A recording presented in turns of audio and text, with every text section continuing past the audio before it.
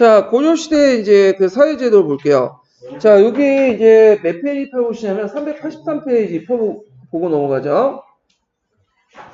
자, 고려시대 호족들의 이제 종류도 쭉 나오죠. 그래가지고 여러 케이스가 있는데, 첫째는 이제 진권이나 육득분들이 중앙귀족 등이 정권의 다툼에서 패배해서 지방에 대해 정착하는 경우인데, 대표적인 무열왕의 김주원의 후예로서 명주에서 아까 내었던 김수신 같은 거 있죠. 그 김수신, 그 예전에 기출문제 나왔던 사람이고, 그 다음 지방의 토착 세력들이, 촌주들이 성장해서 호적으로 발돋움하는 경우가 있는데, 이들은 이제 각 지방에서 이제 뭐냐 성준이 장군이나 칭호하면서 이렇게 했고, 그 다음 중국과의 교육관계를 통해서 등장한 사상들이 있죠. 그래서 강주 지방의 왕보교, 그 다음 송악 지역의 호적이면서 왕건의 조보였던 작재건 이런 것들 있죠. 그래서 작재건, 그 다음에 용건, 그 다음 왕건, 다 검자 돌림이잖아. 네, 검자. 자, 뭐 중요한 건 아니지만, 자, 그래서 여러 종류의 이제 뭐냐면 있었다. 그 다음에 호족도 그 나름대로 행정조직을 갖추고 있었어요. 그 다음에 대호족과 중소호족 이렇게 지배 예속 관계가 있었고, 이런 지배 예속 관계가 고려시대 때 모의 관계로 넘어가는 주현, 속현 이런 관계로 넘어가죠. 그래서 이런 것들 지방 행정제도에 또 반영이 돼. 고려시대 때는. 그래서 예전에도 한번 얘기했지만 고려시대 때 지방행정교육은 신분적인 어떤 성격이 있어요. 그래서 보통 그 큰현이 주군이 있고 그 다음에 그러니까 속군이 있고 그 주현이 있잖아요. 그럼 현이 군보다는 크게 작죠. 근데 오히려 주현이 속군을 통치하는 경우가 있었어. 그런 경우에는 이제 뭘 때문에 그러냐면 그 당시 신라 말기 때 그 주현에 있었던 그 호족들의 세력이 힘이 컸기 때문에 그래요. 그 속군에 있었던 그 호족들의 힘들이 약했기 때문에 그런 거죠. 그렇기 때문에 크기와 상관없이 이런 상하관계가 이때부터 형성이 됐던 거야. 예. 자, 그래서 이제 이런 것들 좀 기억을 해두시고요. 그 다음에 노비항건법은 이제 아까 이제 강종 때 실시한 제도니까 이제 좀 기억을 해주시면 되고, 자, 요게 좀 눈여겨볼 게 뭐냐면, 그 노비항건법 같이 이제 조치가 태조 때도 있었어요. 태조 때도. 그래서 태조 때도 건국 직후에 억울하게 노비가 된 사람들 방면한 조치를 했으나 호족들이 너무 강했던 북주에는 제대로 실시하지 못했다가 이제 강종 때 이제 실시해서 호족들의 세력을 약화시키는데 큰 목을 냈는데 강종 이후에 경종 때 들어와서 그 뭐냐면 반발 있었죠. 반동 정치. 그리고 이 분위기가 성종 때 들어왔는데 성종 때 반발이 많으니까 특히 이제 해방된 노비가 주인에게 모욕한 사건이 있었어. 그래서 다시 불이기에서 본주인을 만약 모욕하면 불이기하는 노비 한천법이 있었어. 이것도 외워두세요. 노비 한천법도. 이거 약간 알려지지 않았지만 이 노비 한천법이 예전에 한국사 능력 검증에 나왔던 거거든요. 노비 한천법. 자, 양반은 이제 고려와 조선시대 때 이제 그 썼던 표현인데 이 표현 자체가 동반과 서반이죠. 임금이 이제 있으면 임금이 난면을 하고 있으면 거기에 이제 동쪽과 서쪽에 각각 쓰게 되죠. 그래서 동쪽에 쓰는 사람을 동반, 문반계층이고 서쪽에 쓰는 사람을 무반계층.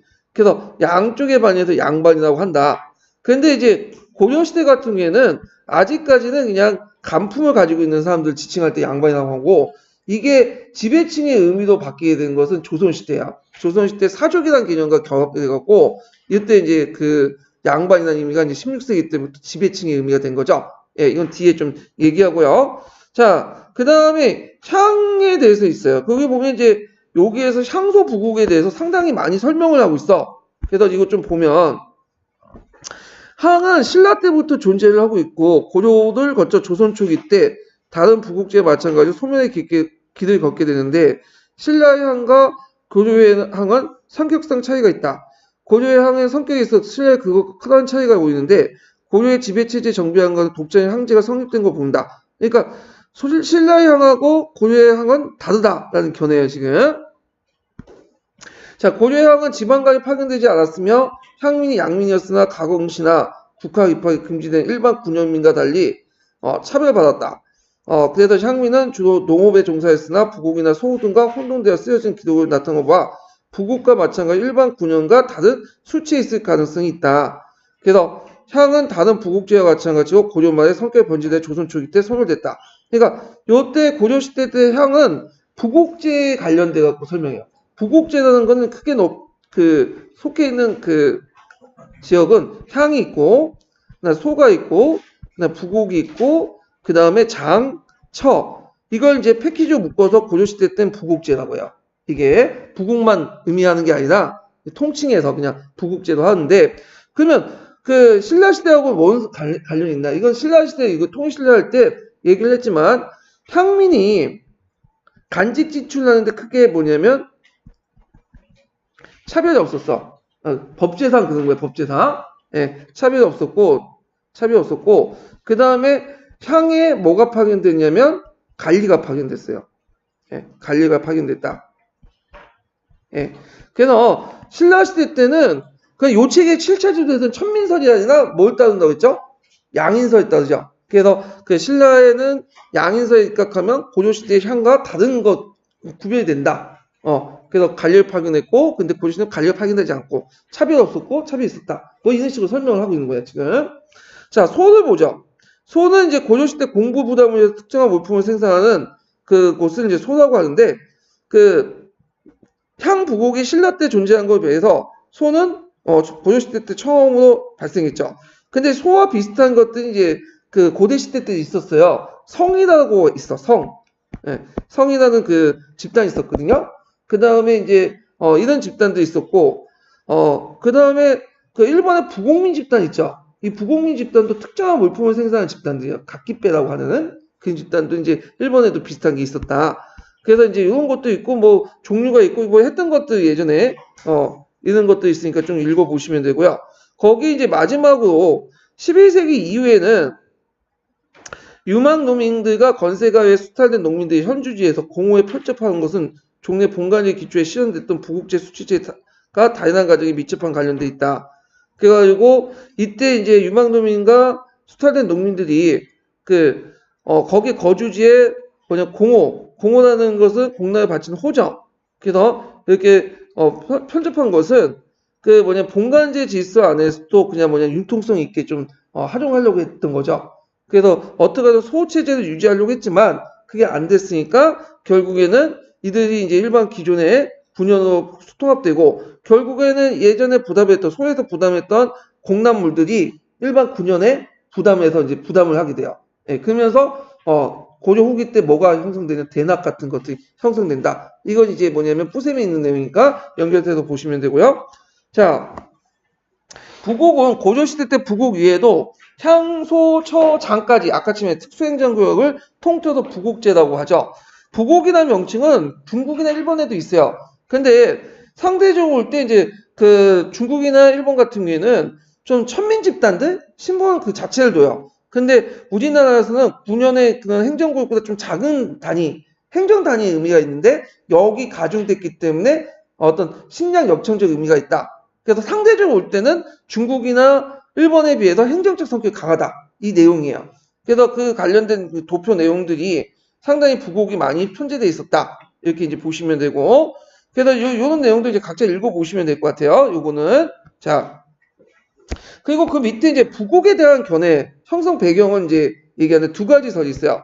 자. 그 당시 이제 그 첫 번째 설은 뭐냐면 이건데, 부곡민을 전시가 토지를 경작한 전호이며 이들은 일반 군현민과 달리 주영군 중 일품군을 편지되었다. 즉 부곡민이 남할 호족세력 때 그들의 경제 군사적 기반 집단 예속이고 그들이 국가를 해소하는 권력을 해석하는 과정에 부국에 대한 호족의 지배권 어느 정도 인정을 해줬다. 그래서 타협책으로 나왔다. 이 내용이야. 그러니까 첫 번째 견해로는 남할 여초 시기 때 지나가면서 호족들이 가지고 있었던 자신의 기득권을 인정해줬다는 거야. 그래서 그 과정에서 부곡이라는 것을 이제 인정해줬고 일반 군현민과 달리 군역에 편제되지 않고 일평군이라 해가지고 이제 편제돼 있어. 일평군은 뭐예요? 일종의 노역부대야. 일평군 누가 지도하죠? 향리들이 지도하죠. 향리들은 예전에 누구 출신이었어? 호족 출신이잖아. 그리고 그 다음에 그 경제관은 벌써 호족들 밑에 있었던 전호들 얘기한 거야. 근데 또 다른 견해에서는 자 부곡민들이 왜 이제 있었냐면 이거는 그 당시 이제 그 두 번째 견해로는 이제 뭐가 있냐면 이게 앞에 이게 있군요. 요거부터 설명했네. 예. 그래서 그 앞부분에 이제 내용을 보면 부국민들이 왜 이렇게 했냐면 아까 이제 남할 요추시기 때는 앞에 이제 호족에 그 예속하에 있었던 사람들 이제 뭐냐면 뭐 끝까지 이제 또 하나의 견해는 뭐냐면 부국을 이제 뭐냐면 그 예전 남할 요추 때 고조 정부에 끝까지 개겼던 애들 있죠. 그런 애들을 이제 뭐냐면 그 부국을 만들어갖고 통제를 했다. 그래서 이들에게 여러 가지 제한을 뒀다. 그 내용이에요. 그래서 그 밑에 있는 것들은 그 옆에 연결시켜갖고 같이 이제 이해를 해주시면 돼요. 그래서 부국제 견해에 대해서 이제 대충 설명을 했는데 뭐 시험 문제는 안 나올 것 같아요. 제 생각에는 요즘에 견해 물어보진 않지만 견해 물어보는 건 아니니까. 그 다음 장이라는 것은 이제 뭐냐면 고조 때 지역의 행정구역을 단위로 형성된 일종의 장원인데 왕실 토지를 얘기하는 거죠. 그래갖고 요것도 일종의 넓게 보면 장처도 부국민의 하나였다. 이렇게 이제 보시면 되고 그 다음에 그 밑에 보면 가전법 이후에도 이런 토지가 있었어요. 왕실 군원에 이제 했던 내장전 같은 토지가 지급했는데 종래는 행정 단위가 아니라 일정 면지역을 토지를 주는 형태로 바뀌었다. 고려시대 때는 행정 단위 줬어. 예를 들어 뭐 그 양평군, 이천군 이런 식으로 줬는데 그게 아니라 이제 행정구역에 다 준 게 아니라 곳곳에 이제 산지하는 형태로 줬다. 이런 것들 이제 좀 보시면 되고요. 그 다음에 이제 서리라는 계층들이 나와 있죠. 그래갖고 이제 상급서리 같은 경우에는 하급서리와 달리 가골통이 양반을 진출할 수 있는 길이 있었고, 그 다음 귀족 양반들이 자제를 음설받을 때 초인직으로 서리직을 많이 받아요. 그래서 나중에 어느 정도 일을 하고 나서 풍간직으로 상승하는 경우가 있었죠. 그래서 조선의 서리하고는 좀 다르다. 근데 조선 때 들어와서는 서리가 초기 때는 했지만 아예 차단을 해버렸죠. 양반들의 어떤 집단 지도체가 강화되면서 서리가 이제 양반 풍간직으로 들어간 걸 막아버린 거죠. 자, 그 다음엔 고조와 조선에 없는 그게 남반직이야. 이게 이제 뭐냐면 그 동방과 서반을 쓸 때 같이 남쪽에 썼던 남반이라고 하는데 되게 궁중의 숙직, 왕의 시종, 호종, 왕명의 전달을 사무를 맡은 내조직으로서 이 제도는 중국에 기원을 두고 있고 문무 양반이 동서로 반연하는 데만 근신직은 남쪽에 행운을 반연되어서 남반 또는 행반이라고 한다.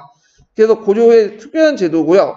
그래서 이제 거기 신분상은 이제 쭉 있는데 태조의 후예로서 한미한 자와 양반의 수양적 양천이 불문한 자, 잡노의 외손들 등등등 해가지고 주로 중간계층과 연결돼 있다. 이런 것도 있고 말기에 들어가서는 한자가 이직을 맡음으로써 더욱 천시되는 경우가 요때 한자는 뭘까요? 한자는 한간을 얘기하죠. 한간. 예, 한간이 남반직을 담당함으로써 이제는 천시를 받고요. 조선시대 되면 아예 없어져요. 이 직은. 예. 자, 그 다음 백성을 보죠. 요게 이제 백성은 조선시대 때 백성은 뭐예요? 예.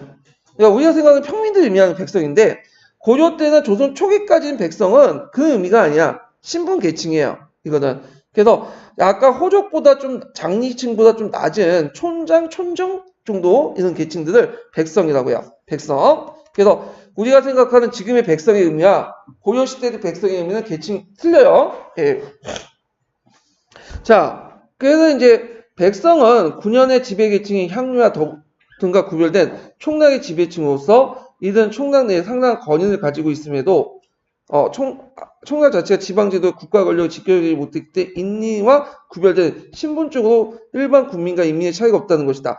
인리 등과 구별된 인리는 뭐예요? 인리는 여기 인리라는 의미는 여기 인리라는 것은 뭐냐면 간하고 니죠. 간하고 니 국가 권력과 연결되어 있는 거. 예, 간과 니.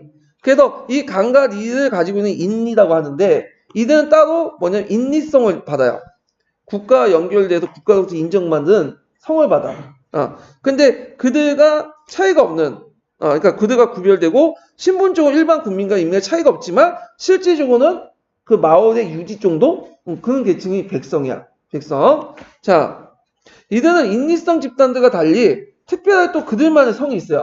이걸 무슨 성이냐? 예전에 설명했죠? 백성성이라고 했죠? 예. 그래서 이제 한국 통론에 보면 이른바 일촌 일성 정책 들어보셨죠? 그래서 고려 중국에 들어가면 한 개 촌에 한 개 성의 정책들을 썼는데 일촌 일성 정책들은 앞에서 나온 그 호족도가 관련된 게 아니라 요 계층들 백성들과 관련된 거야. 촌장, 촌정들과. 그래서 이제 이들은 일일성 집단과 구별되어 일반 백정 농민들과 구별되는 특수 신분층이다. 그래서 백성의 이제 성씨 집단을 파악한 문제로서 파악해 일일성과 백성성 그 집단의 영혼을 구별되나 함께 읍사의 지배기구로 같이 참여했다. 향리층과 함께. 자, 그래갖고 이제 이러한 견해를 종합해보면 백성과 인리의 관계는 그 신분적 위치에 대해서 차이를 보이나 대체로 일반 농민들과 구별되며 그 호장 밑에 있었던 그러니까 향리 밑에 있었던 촌장, 촌정 같은 재지 유역 계층을 보고 있다. 그리고 그 일부 중에 또 뭐냐면 이 중에 이제 백성 계층의 일부가 또 어디에 편입되냐면 나중에 향리 계층에 또 편입이 돼요. 그러니까 백성과 향리가 좀 왔다 갔다 하는 거? 그 정도 이제 관계였다. 이렇게 보시면 되겠죠. 자, 그래서 백성 안에서도 장리백성, 기인백성, 서인백성 등 다양한 계층인데 상급 백성들은 장리백성들은 어디에 편입될 수 있는 백성들이에요? 일리성 집단에 편입될 수 있는 백성들이고 서인백성들은 딱 말 자체가 밑바닥에 있는 백성들이죠. 백성 중에서도 어디와 관련된 건 일반 평민들과 관련된 백성들이죠. 자, 그래서 이런과 연결시켜서 보시면 돼요. 자, 그 다음에 이제 백정은 여러분들 알다시피 여기 백정의 백은 백백장 아니다. 없다야. 아니다는 뜻이야. 그렇기 때문에 뭐냐면 그 여기 없는 집단이라는 뜻이죠. 예. 그래서 이제 특정한 여기 없이 그 뭐냐면 조용주만 납부하는 집단을 이제 백정이라고 하는데 자, 요거 이제 개념들 좀 기억을 해 주시면 되고 노비는 이제 아까 이제 설명을 많이 했죠. 이건 각자 보시고 하척은 이제 좀 보면 하척과 제인이 있는데 자, 후삼국 시대 고조에 거쳐서 떠돌아다니며 청업을 정사했던 무리를 이제 있는데 양수척, 수척, 무자지라고 하죠. 그래서 여러 가지 서 있어요. 이 사람들에 대해서. 되게 여진족 포다, 기하 후에, 그러니까 여진족, 거란족 토해고 뭐 등등 있는데 되게 하척을 뭐와 이제 비교해서 보면 제인하고 비슷하게 보는 사람도 많아요. 네, 같이 묶어가지고 달리 보는 사람도 있고. 자, 하여튼 이들의 이제 역할은 이제 뭐냐면 이들은 돌아다녀. 그래서 사냥이나 유기그릇 같은 거 만들고 그래서 그 당시 세종시대 때 이들을 어떻게든 뭐냐면 천민이었는데 양이로 만들려고 했죠. 그래서 이들에게 백정이라는 칭호를 줬는데 오히려 이 자체가 뭐냐면 그 차별적인 언어가 돼갖고 그 뭐냐면 백정의 의미가 이제 하청의 의미로 바뀌게 되죠. 예. 그래서 이들이 이제 결국에 조선 정부도 포기해버렸어. 예. 그래서 천민을 편제시켜버렸어요. 원래 양을 만들려고 했다가. 근데 이제 이거는 이제 학계 통설이고 되게 또 소수설에 보면 이 하척이나 뒤에 조선시대 백정을 이거는 양민이다. 신장 역시로 또 분류하는 사람도 있어요. 그래서 두 가지 설이 있는데 교과서에서는 첫 번째 설을 따르고 있어. 법제적으로 천민이다 이렇게 보고 있어요. 예. 자, 제인들은 이제 이들도 하나의 백정의 일환으로 보고 있고 뭐 하척의 일환으로 보긴 하는데 되게 이들은 이제 뭐냐면 거란족 후에 타타르 그래서 비슷비슷해요. 뭐 도살, 수렵, 육류 판매 이렇게 하고 그래서 창극의 기회 그래서 이들도 이제 넓게 보면 하척과 비슷하다 이렇게 보시면 될 것 같아요. 자, 그래서 이렇게 있고 이들은 또 유목민족 후예답게 말타기에 능했다고 해요. 그래서 이들의 특별한 경우에는 이제 취재를 거쳐서 군이 편입되는 사람도 있었다. 그리고 이제 어떤 사람은 하척이나 제인이 우리나라 민족과 좀 다르다. 왜냐면 이민족 아니에요. 그렇기 때문에 뭐 서양과 비슷하다. 그렇게 설이 있는데 하나의 설이야 그것도. 예. 그 많은 하척과 제인들이 다 어디 갔을까요 지금? 뭐 피가 섞였겠죠 지금은요. 예. 자, 그래서 이제 이런 것도 있고 그 다음에 뭐 고조의 뭐 총락구전 각자 보시고 의창이라는 게 있었죠. 그래서 뭐냐면 원래는 흑창이었다가 이것이 선조 때 의창으로 이름을 바뀌고요. 그래서 춘대 춘락 기능이었다. 이런 것들 이제 보시면 되고 대비원 같은 경우에 구호기관, 해민국은 그 의료기관 이런 것도 있었다. 그 다음에 이제 여기 보면 김보당의 난을 볼게요. 고려국예사의 응원. 자, 명종 3년에 이제 무신정권에 반대해서 문신 출신인 동국의 병마사 김보당이 일으킨 정변인데 김보당은 정중부 같은 문신의 전행을 불만을 품고 동국의 병마사가 돼서 부하인 녹사 이경진, 장수성과 함께 동계 지역에 군사를 일으켰죠. 그 다음에 이들은 남북에서 동시에 개경을 진격했으나 동북면 지병마사의 한원국도 호응했다. 진격했으며, 예. 그래서 거제도에 왔었던 의종을 받들고 경주로 나와 싸웠던 장수성은 이민에 의해 피하고 잡혀 죽었으며 이민은 의종을 객사에 뒀다가 보수에 빠뜨려 죽였다. 등등 있는데 결국에는 이제 김보당의 난 이후에 문신 지배층들이 많이 또 수청당하죠. 그리고 자 조이총의 난 같은 건인데 조이총의 난도 이제 무신 정권에 관련된 내용인데 요게 딱 그 하나 또 하면 서경의 반란이 일으켰고 이때 이제 뭐냐면 그 일종의 이제 뭐냐면 차별 의식 그 당시 누구죠? 갑자기 생각이 안 나는데 조이총 난 이전에 있었던 난이 모총의 난 요총의 난이 차별 정책에 대해서 이제 반발해서 익힌 것도 있죠. 그래서 이방이 이제 뭐냐면 공격했다가 잘 안 됐어요. 그래서 나중에 이제 간신히 그 정중보 때 진압을 했는데 자 하여튼 이렇게 있다가 이제 조이총의 난은 이제 의미가 있고 밑에 있죠. 조이총의 난은 지배층의 내부의 정권을 둘러싼 싸움이었으며 그 중심 세운 여기에 참가했던 천룡 이부의 40개 민중들이었고 무신 정권의 한간 민중 항쟁적 성격도 같이 있다. 그리고 반란이 실패한 이후에도 여기에 참여했던 하층민들은 서경을 중심으로 항쟁이 계속됐고요. 그래서 서북 지방에 일어난 농민봉기 중에 가장 대표적인 거다. 그래서 조이총이 익혔지만 거기에 농민들이 많이 참여했기 때문에 농민봉기, 서북민의 어떤 차별 이런 것들이 일어난 거죠. 조선시대에 무슨 난과 비슷하죠? 홍경래. 네, 홍경의 난, 그 다음에 또 이시의 난 이런 거 비슷하죠. 자, 농민봉기 성격이 있고 그 다음에 서북 농민봉기들 그 옆에서 이제 같이 연결돼서 보시면 되고 망이 망소의 난 같은 경우에도 이제 되게 중요하죠. 이것도 이제 보시고 진주 농민봉기 같은 경우에는 진주에 있는 농민봉기 그래서 요거 있고 김삼의 호신의 봉기인데 요거는 꼭 기억을 해두셔야겠죠. 기출문제 나왔으니까 좀 기억을 해두세요. 그래서 요게 좀 눈여겨볼 게 뭐냐면 이게 이민하고 관련돼 있어요. 그래서 이민이 자신의 권력을 확대하고 새 왕조를 세우기 위해서 이들 농민봉기를 이용했다. 그래서 이게 신라 계승 의식까지 계승 연결돼 갖고 근데 이민이 출신이 어디죠? 경주죠. 그래갖고 이 세왕조 세우기 위해서 그 당시 이제 이민이 그걸 이용했다는 거죠. 그 이민의 아들이 와가지고 막 여러 정보도 흘리고 등등 했다는데 근데 이거에 대해서는 아직까지는 학생 많다고 했죠. 이걸 신라 계승 의식으로 이렇게 연결돼갖고 이민이 정치적으로 이용했다는 거. 왜냐면 상식적으로 맞지 않다는 거죠. 왜냐면 이민이 왕조를 그냥 세우면 될 뿐인 거지 왜 농민 반란을 이용했겠냐. 이런 것들 이제 같이 연결시켜서 보시면 되고, 그 다음에 뭐 여기는 몽고군의 항쟁 관련된 내용, 아까 아침에 했던 것들 쭉 있어요. 그래서 이제 좀 보고, 자, 그 다음에 이제 뒤에 넘어가서 불교와 관련된 부분, 그러니까 그 문화와 관련된 내용을 좀 볼게요.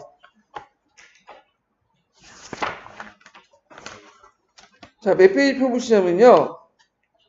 425페이지 펴 보세요.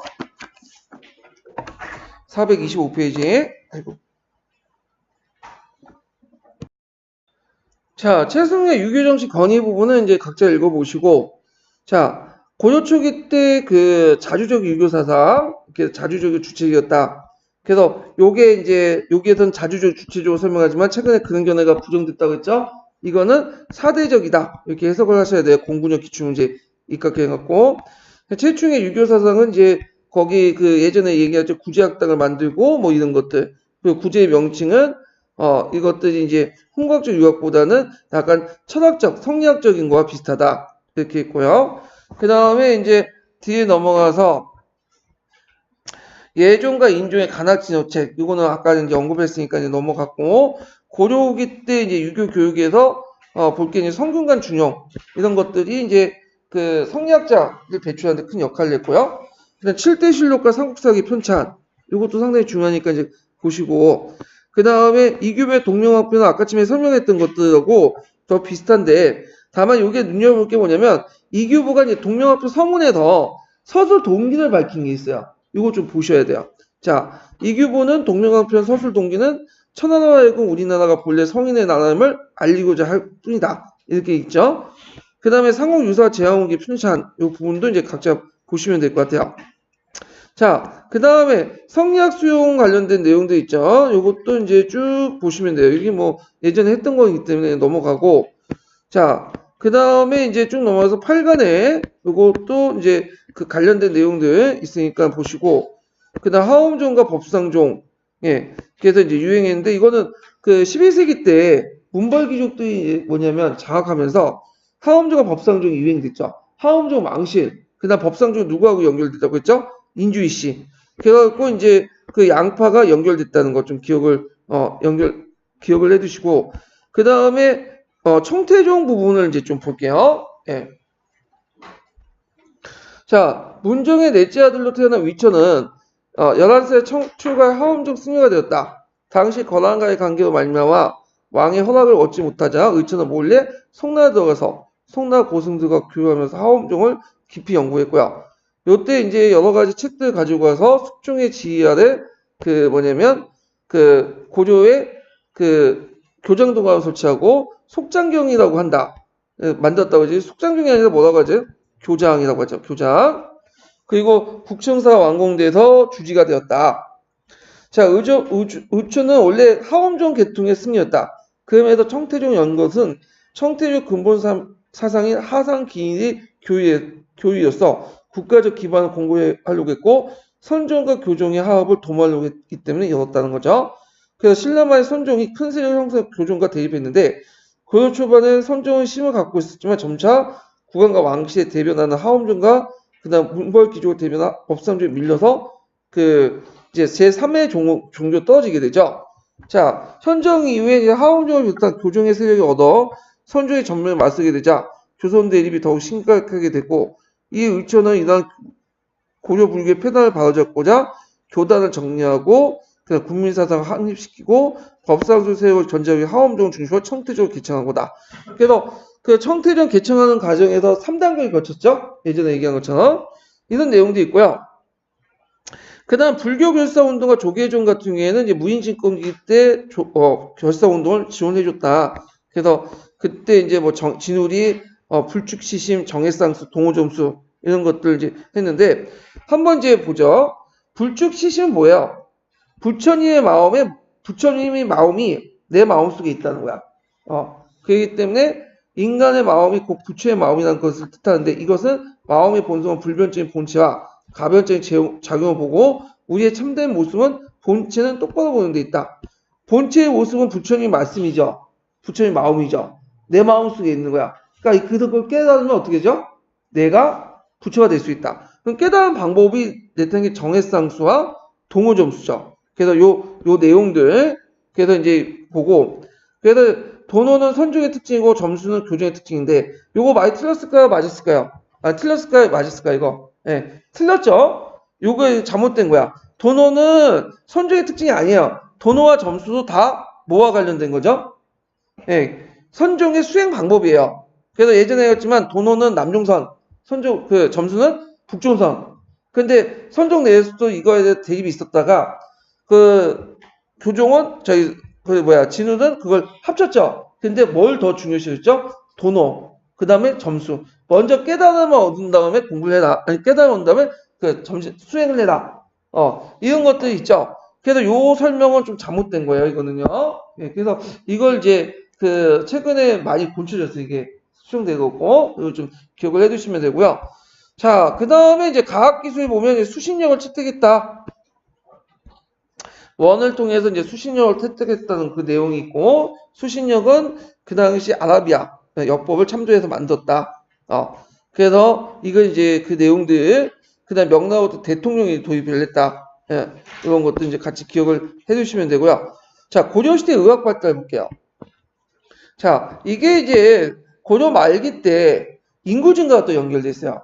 자, 보면 고려시대 의학은 12세기에서 13세기 이더 그 자주적으로 발전할 수 있는 기반이 만들어졌는데 이게 글자 깨졌네. 동안이죠. 자, 고려 후기에 이제 보면 한약 구국방, 사마작 한약방, 한약 고방, 한약자가 붙은 거 있죠. 한약자. 이런 것들은 우리 고유한 의학이야. 중국 의학이 아니라 우리 고유한 의학으로서 중국의 약자를 쓰는 게 아니라 우리나라 약자를 쓰는 것들이죠. 그러니까 의학사 가능되는데 이들은 제목만 봐도 한약, 즉 우리나라 고유한 의학이 확립됐다는 걸 알 수 있다. 그러나 한약 국방을 제외한 이들 의학사들은 지금 남아있지 않다. 다만 13세기 전반에 고종 때 편찬한 한약 국방이 현재 남아있는 고려 의학의 발달 모습을 볼 수 있다. 그래서 이 한약 국방은 우리나라 최초에 남아있는 지금 의서예요. 의학서. 그래서 고조 중기 이전까지 중국을 비롯한 외국의 의약품을 주로 의존하였으나 13세기경에는 고조에 생산된 국산 약재를 독자적으로 개발해서 한약을 이용했다. 이에 고조 사람들에 맞는 독자적 자주적 의학 체계가 수입하는 민족의학운동이 일어났다. 이게 무슨 운동이죠? 한약운동이죠. 한약운동. 예전에 설명했던. 자, 그래서 한약 국방에 대한 이제 내용이 있어요. 이런 것들 이제 같이 기억을 해두시면 되고요. 자, 고려시대 목판 인쇄술 내용이 있죠. 이것도 이제 각자 보시면 될 것 같아요. 팔만대장경이 만들어졌다 할 때 금속 할자 인쇄술 같은 경우에는 관련된 것들 예전에 한번 쭉 있고 이게 집지심체 요절이 어떤 식으로 이제 프랑스 파리 국립도서관 들어가게 됐는지. 그래서 이 당시 그 골동품 수진가였던 앙리 베베드가 돈을 주고 사갔다 이렇게 보시면 돼요.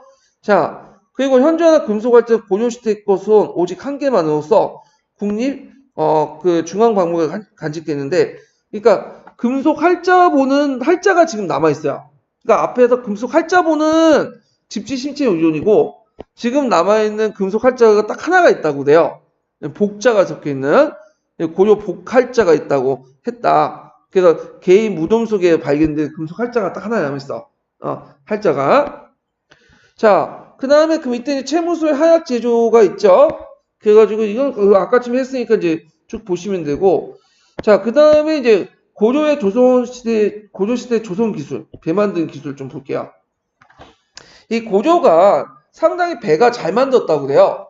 그래서 우리가 고려배의 특징이 평저선이라고 했죠. 예. 그래서 그 내용을 보면요.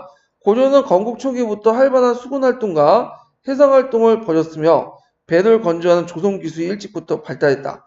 그래서 13세기 후반에 고조는 원해 강요에 따라 두 차례 갇혀서 일본 원정을 참여했고 많은 성박을 건조했는데 고조사에 의하면 고조의 3만 명 동원을 불과 4-5달의 짧은 기간 동안 작은 배 900척을 만들었고 그 중에 일본 그 원정 중에 고조 성박이 중국의 그것보다 훨씬 더 견고하고 태풍의 피해를 덜 받았다. 그러니까 기록에 보면 그런 게 있어요. 원래는 이제 배를 만들려고 했는데 배를 어떤 식으로 만들려고 했냐면 강남에 이제 배로 만들려고 해서 중국에 있는 배, 중국 강남배.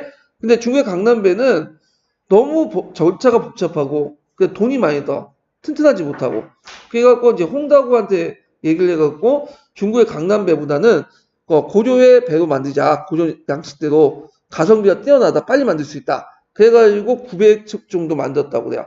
그러니까 태풍이 볼 때 중국 배들은 거의 침몰했는데 그 고조 배들만 약간 손해보고 그대로 남아갖고 그만큼 고조 군인들이 이제 생존율이 높았다. 그 기록이 남아있어요. 자, 그래서 이제 그 고조의 왕자가 원해 서조 쿠비라인을 안녕했을 때 정우성이라는 사람이 세조에게 다음같이 건의했는데 중국 남쪽의 배는 크기가 하나 튼튼하지 않아서 다른 배와 부닥치면 쉽게 부서집니다.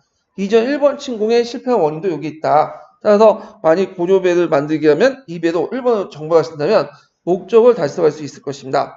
물론 이거는 이제 2차 원전 끝난 다음에 쿠비라인이 말년에 3차 원전까지 계획을 했었어요. 그때 이제 올린 거야. 예. 자, 그래서 원전 계획을 추진하지 않았지만 그만큼 고조의 조선 기술이 발달됐다. 그 다음에 그 당시 그 외국하고 또 대응하는 과정에서 조선 기술 더 한참 업그레이드. 그래갖고 그 업그레이드는 그 대표적인 전선이 그 명종 때 만든 뭐죠? 판옥선이죠. 판옥선. 그래서 판옥선은 고조의 정통적인 배에다가 평저선에다가 뭘 만들어? 한 차 간판을 하나 더 만든 거야. 상간판을 하나 만든 거죠. 그래서 상간판을 하나 해가지고 그 안에 상간판에다 하나 더 만들어서 그 주변을 또 판자도 이렇게 둘러싸게 만들었어요. 그래서 판자도 둘러싸서 작은 실을 만들었어. 그래서 이걸 뭐라고 하죠? 판옥선이야. 그래서 갑판 하나 만들어 더 올려놓고 그 밑에를 보호했기 때문에 어떤 효과가 있냐? 싸우는 사람과 노를 젓는 사람을 분리시키죠. 그래가지고 싸움을 하는 와 노를 젓는 사람이 예전에 같이 있었으니까 노를 젓는 사람들이 노를 젓다가 왜군들이 막 튀어나오고 그러면 어떻게? 노를 못 짓잖아. 그러니까 판옥선은 옥을 만들어가지고 거기에 분리시킴으로써 노를 젓는 사람의 안정을 보장함으로써 효율적 노를 짓도 만든 거지. 이게 이제 뛰어나고 한 갑판을 더 올려놨으니까 이게 되게 유리한 게 뭐냐면 그 외놈이라는 말 좀 그런데 기어 올라오는 걸 뭐냐면 막을 수 있는 거지. 왜냐면 되게 농단으로 만들어놨잖아요. 길게 만들어서 기어 오르는 걸 방지하는 그런 거죠. 그러니까 판옥선 자체가 고려의 조선 기술을 바탕으로 해가지고 외구에 대응해서 그동안 그 대응하는 과정에서 만든 진화된 배예요.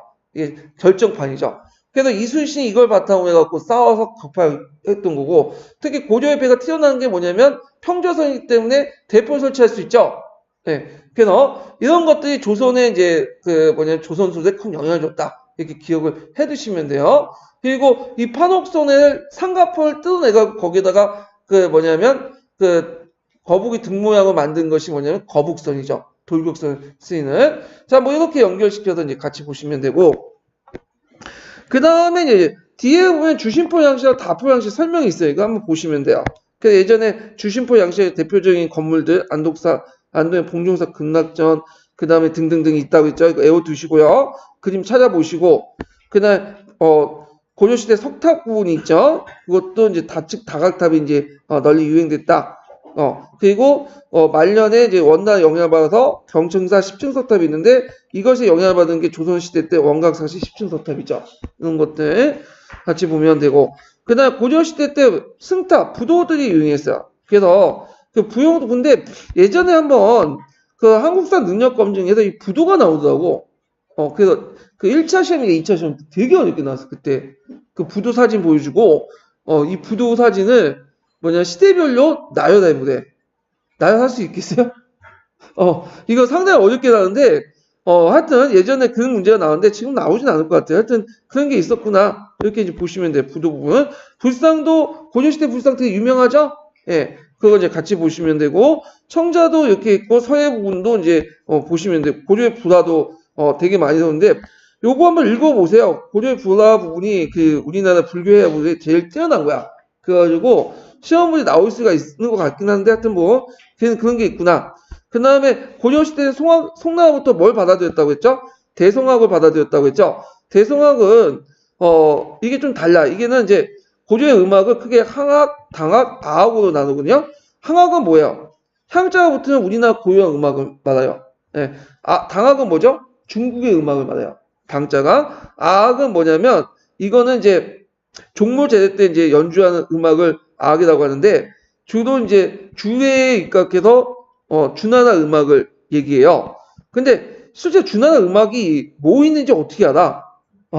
그러니까 송나라 때 그런 식으로 이제 대송악이라는 걸 만들어가지고 그 주나라 음악이다 이렇게 붙여놓은 거고 이걸 이제 고려와 조선을 거쳐갖고 약간 번역한 게 아악인 거야. 근데 이 아악은 조선시대 들어와서 다시 정비가 돼요. 그래서 실제로 이 아악 안에 뭐가 많이 편입되냐면 향악은 많이 포함돼. 그래서 조선 중기 이후부터는 아악이라고 얘기하지만 실제로는 향악이 상당히 많이 편입된 아악이에요. 예. 그래서 이런 내용들이 있다는 걸 좀 기억을 해두시면 될 것 같아요. 자, 그래서 이제 문화 부분을 이제 끝났고, 근세 문화로 이제 넘어갈게요. 예. 근세 문화로 넘어가는데, 이게 좀 예매하네. 우리 언제 시작했죠, 근데? 15분에 시작했죠? 그럼 또 나가야 되겠네요? 예. 잠깐만요. 자, 고려 이제 구특강에서 고려에서 이제 볼 게 이제 109페이지, 봉작제하고 문무상기제 좀 볼게요. 자기제하고 문무상기제. 자, 자기제 부분은 이제 뭐냐면, 포셈에서 내재 외양체제 할 때 자기제를 이제 얘기를 했죠. 기억이 나실지 모르겠지만, 그때 이제 자기제를 이제 실시했던 것을 이제, 뭐와 연결시켜서 얘기했죠? 고려가 항제국이다. 네, 고려가 항제국이다. 그래서 이제 제후라는 표현을 공식적으로 쓰진 않았어요. 이제 중국과의 문제 때문에. 그렇지만 백작, 남작, 뭐 자작, 이런 사도, 사공 이런 것들 통해서 자기가 항제국이라는 걸 좀 나타나죠. 그래서 항제가 이런 제후들을 임명한다 그런 시스템이 가지고 있었어요. 그래서 이제 그 내용들을 이제 보면요. 이걸 이제 봉작제라고 하는데 자기제를 자 고려 봉작제 대상이 되는 왕족이란 왕자, 그다음 부마, 그다음 왕비의 부, 이런 거 장이, 왕비의 부죠. 왕비의 부는 이제 일종의 장인이죠. 자 이들에게 공, 후, 백 이런 것들 줬어. 공, 후, 백. 예, 세 등급을 자기 줬는데 이 공호백이라는 말은 어디에 나오냐면 주례에 나와요. 주례에 그 있었어. 예, 그래서 제후를 나눌 때 공호백을 이렇게 나눴던 거거든요. 그러니까 까놓고 제후라고 되지 않고 이런 식으로 낸 거야. 예, 그래서 이들의 자기들 상속된 것이 아니며 공호백의 아들과 사위에게는 그들에게만 주어지는 또 뭐가 있냐면 이 한 단계 좀 낮아서 사도와 사공이라는 명예직을 줬어요. 예. 그래서 이래서 이런 것들 자체가 뭐다? 일종의 고조가 무슨 체제를 지향했다는 걸 알 수 있어요. 내재 외양 체제를 지향했다. 이렇게 이제 보시면 되겠죠. 또 일반 신료들에게 나눠준대. 저기 밑에 들어가면 일반 신료들은 또 5등급 자기를 줬어요. 5등급. 자, 그래서 이제 5등급 자기를 두고 거기에 이제 그 공, 후, 백, 작, 남 이것도 주대에 나와 있는 거야. 주대에 그 귀족들 분류할 때, 제후들 분류할 때 이렇게 줬는데, 그래서 이들 자기는 국가의 특별한 공로가 있는 신료들에게 대상으로 줬던 것으로 보이며, 이 신료들에게 수여된 자기도 그 자손들에게 세습되지 않았다. 그러니까 여기 특징은 이런 이제 자기들은 그 한 대에서만 끝나는 거야. 그런 것들은 이제 세습이 불가능했다. 자, 이런 것들을 이제 좀 기억을 해두시면 될 것 같아요. 그래서 이렇게 있고 그 다음에 또 볼 게 뭐냐면 이제 그 성종 때 확립된 문무상계제죠. 요 문무상계자. 그리고 향직이라도 알려진 문무상계제이며 향직이라도 알려진 고조의 초의 간이제다. 이렇게 있는데 근데 여기에서 이제 관점은 뭐냐면 문무상계제하고 향직을 동일하게 봤어요. 여기는.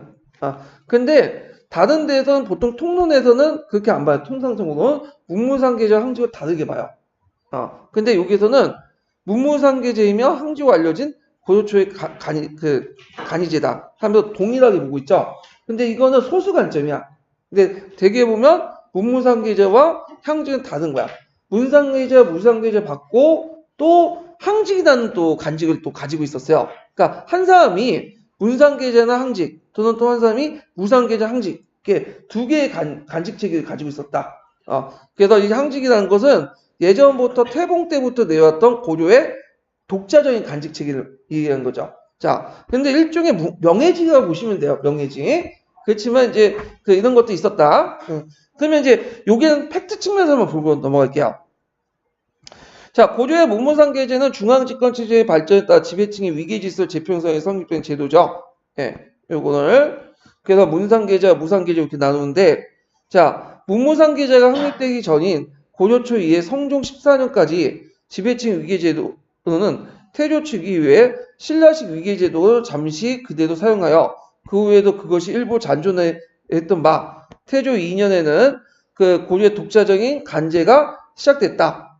그래서 고유의 독자적 관계제란 태봉의 관계제에서 비롯된 것으로 그 건국 후에 학대에 실시된 것으로 태조 19년 이르와 후대 이르와 향지가 알려진 삼중대강 이하의 중류까지 이르는 16강 등제도 정비했다. 그래서 여기에서 이제 향직은 16강 등제도 정비했다 보시면 돼요.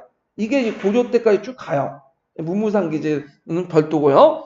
그래서 이제 이런 것들이 이제 있고 이런 고조초의 관계제는 중앙정부의 관리들은 물론 지방 호족 출신의 상층 학리에게도 수요되고 있어 고조 지배층 전반을 대상한 위계제였던 걸 볼 수가 있고요. 그 다음에 이제 이처럼 중앙의 지배층과 지방의 지배층 호족 출신 상층 학리들 사이에 근본적 차별이 이루어지지 않는 위계제가 실시됐던 것은 고조 초기에 그들이 대부분 독자적인 군대를 유지하고 있고 반독립적인 지배기구를 갖고 있다는 것을 말해주고 있죠. 그래서 이때 이제 중앙 집권층과 대등하게 대우를 받고 있었다. 그러면 종전의 직제를 가지고는, 그러니까 항직을 가지고는 도저히 지방과 중앙을 차별화시킬 수 없죠. 그래서 안 되겠다. 그러니까 중국에서 뭘 가지고 오냐면 문무상계제를 도입을 하기 시작해요. 그것이 갑자기 도입된 건 아니고 강종하고 성종에 거쳐가고 순차적으로 도입돼요. 자, 강종은 그 당시에 이제 관리를 수청한다, 중앙 관리를 대상으로 해서 뭘 이제 실시하는 문상계제를 시해요. 문상계제. 요때 문상계제의 의미가 중국하고 다른데, 중국은 요 문무상계제, 중국도 있어요. 문무상계제 있고, 문상계제와 그다음 무상계제가 있죠. 근데 여기 문상계제는 문인들을 대상한 거야. 그러니까 무상계제는 무인들을 대상한 거야. 예. 그래서 문인과 문인을 이렇게 구분하기 위해서 한 건데, 우리나라 도입되면서 이게, 우리나라 도입 자체가 뭐예요? 종전의 지방 계층들과 지방 향리층과 차별화한 거야, 중앙 관리들을. 그래서 그런 식으로 변질됐어. 그러니까 문상계제는 문인뿐만 아니라, 이게 문인 당연히 들어가고, 중앙 간직에 들어가 있는 사람들은 다 뭐가 되는 거죠? 문상계제가 되는 거야. 거기에는 이제 문인도 있고, 그다음 무인도 있고, 심지어 지방간도 이 중앙 간직에 들어가요. 왜냐면 지방간도 파견됐지만 일단은 지방 풍계에 들어갔죠. 중앙 간직 풍계. 그리고 나머지 나중에 향리들 뭐 기타 등등 다 뭘로 쳐놓은 거죠? 무상계제 쳐놓은 거죠. 예, 쳐놓다는 말이 좀 그런데 애들하고 얘기하니까 이게 좀 약간 비속어를 많이 좀 버릇이 돼가지고 예. 자, 그러면 이때 문상계제는 이제 일단 강종 때 도입됐고 무상계제는 언제 도입됐죠? 성종 때 도입됐죠. 그래서 문무상계제가 완비된 건 성종 때야. 예. 근데 일단은 강종 때는 문상계제를 도입을 했다. 그래서 이제 강종 때는 호족 출신의 공신세력들에 대해 대대적인 수청이 단행되고 왕권의 현저히 강화됐으며 중앙관리대 위계질서 수립에 중요한 의미는 백강 공복제를 실시했다. 그래서 이러한 문상계제는 무상계제와 함께 고유의 중앙집권적 정치체가 정비에 확립된 성종 때 들어와서 이제 체계적 정비돼서 한번 했다라는 것 좀 기억을 해두시면 되고요. 이 문상계제 문종 30년간 충녕왕 그 다음에 충성 국민왕 때 거쳐서 여러 차례 이제 세부적인 변경이 이루어졌지만 그 기본적인 틀은 골고루 큰 변동이 없다. 자, 그러면 이제 여기에서 이제 좀 눈여겨볼 게 이제 문상계 외에도 무상계가 있다고 했죠. 무상계는 언제 됐다고 했죠? 성종 때. 그래서 이제 우리나라와 중국의 문무상계제 차이점을 쭉 얘기하고 있어요. 자, 중국의 문무상계제가 각기 문반과 무반의 관리들 대상으로 했던 것과 달리 고려의 문상계제는 문무의 중앙관리들 모두 대상으로 했고, 그러니까 일단 중앙풍계에 들어가면 다 문상계제야. 근데 무상계 수요 대상은 문상계가 아닌 사람들. 예전에 이제 여러 이제 서리 지방에 있었던 여러 간직들 책이 있죠. 다 무상계로 있어요. 그래서 향리를 비롯해서 그 당시 탐나의 왕족. 이 당시 탐나가 있었어요. 네. 그래갖고 탐나는 지금 어디예요? 제주도죠. 그래서 제주도 독자적 왕국이 있었어요. 고려시대까지 형식적으로. 그래갖고 그 빈공가에 보면 제주 사람들은 그 본시험 아니면 고려인들까지 같이 보는 게 아니라 외국인 취급받아가지고 빈공가에서 시험을 봤어. 예. 자, 하여튼 여진적 추장, 그 다음에 노봉, 공장, 악인 등을 수여됐다. 그래서 이렇게 병행된 중국식 문무상계 시행됨으로써 기존의 고유의 위계제도는 향지고 개편됐다. 이렇게 보시면 돼요. 자, 그래갖고 이제 요 내용들 기억을 해두시면 되고요. 자, 그 다음에 이제 뒤에 보면 이제 이렇게 이제 강계제 성립돼갖고, 그 다음에 항기직제도 이제 호족대 직제도 개편이 됐죠. 그래서, 이보사 향리가 이제 격화됐다. 이거는 성종 때 얘기죠. 자, 그러면 정리해서 얘기하면, 자, 예전에 고유한 직종이 있었죠. 이걸 뭐라고 하죠? 향직이라고 하죠. 향직. 그래서 이제 향직이 이제 고유의 간직인데, 예, 고유의 이제 간직인데, 자, 향직은 이제 어떤 의미가 있냐? 이거는 16등급으로 나눠졌어요. 16등급. 그래서 요 항직에는 중앙관료도 있고, 그 다음에 지방관료도 있죠. 지방향리층. 근데 향기체계 안에서는 소 비슷해. 그러니까 지방과 중앙이 차별하지 못하겠죠. 그래갖고 왕권 강화 측면에서 이제 강종 때 중국의 제도를 가지고 와요. 그래서 문상계제를 먼저 만들어 놓고, 문상계제는 좀 조금씩 변하게 됐지만 기본적으로 문관과 무관을 해서 중앙간직에 들어가 있는 사람들은 다 뭐가 되는 거예요? 문상계제에 포함되어 있는 거죠. 그리고 나서 이제 성종 때 무상계제를 도입하죠. 그래서 문무상계제를 뭐냐면 만들라고, 그리고 기존에 있었던 것을 뭐라고 부르냐면 향직이라고 불러. 그러니까 기존에는 향지가 안 불렸겠죠. 근데 문무상계제가 형성되면서 기존의 간제를 뭔가 다른 말로 표현해야 될 거 아니야. 그러니까 우리 고유한 직종이라 해서 향직이라고 한 거야. 이해되시겠죠? 그래서 똑같은 관리라도 문상계제와 항지가 같거나 무상계제는 항지가 같거나 이렇게 되는 거야. 그렇지만 전시가는 철저하게 문상계 위주로 이렇게 하고, 무상계와 한식들이 정시가를 주는 거는 나중에 뭐 개정이나 경정 때 이렇게 거쳐갖고 이제 주는 거죠. 예, 특히 이제 마지막 그 개정 정시가, 경정 정시가 때 향직 무상계제도 뭐냐 다 지급하는 걸로 돼 있는 거죠. 이렇게 이제 보시면 되고, 요때 이제 뭐냐면 또 성종이 문무상계제를 이제 할 때 동시에 그 뭐냐면 지방에 있었던 간직체제를 전반적으로 개편시켜요. 그래서 중앙과 지방을 중앙과 지방을 그 차이를 명확히 하거든요. 그것이 이제 예전에 얘기했던 호족세력들 대등을 난 직호를 이제 호족세 당대등 대등한 직호를 호장이나 부장 이렇게, 그 지배기구도 또 변경시키죠. 명칭을 한 단계 격화시켜서, 그래서 중앙 간직과 지방 간직을 뭐냐면 이렇게 분리시켜서 차별화시켰다. 그래서 이걸 통해서 왕권을 강화시켰다. 이게 이제 주로 그 특강에 있는 내용이에요. 그래서 이제 이런 내용들이 이제 존재한다는 걸 좀 기억을 해주시면 될 것 같고요. 자, 그리고 이제 넘어가서 이제 1부 정도 여기에서 이제 보면 될 것 같아요. 5장 정도. 자, 그 다음에 여기 이제 2부로 넘어가서 볼 게 뭐냐면, 여기에서는 이제 다 봐도 괜찮지만 이제 불교 사상하고 사학사 부분만 보고 넘어갈게요. 그리고 거기 뒤에 보면 또 뭐냐면 고려시대 때 농업기술 발전 부분이 있어요. 그래서 이 부분을 이제 보고 이제 끝마치도록 하죠. 고려사는요. 일단은 지금 좀 쉬었다가 그 다음 장 넘어갈게요.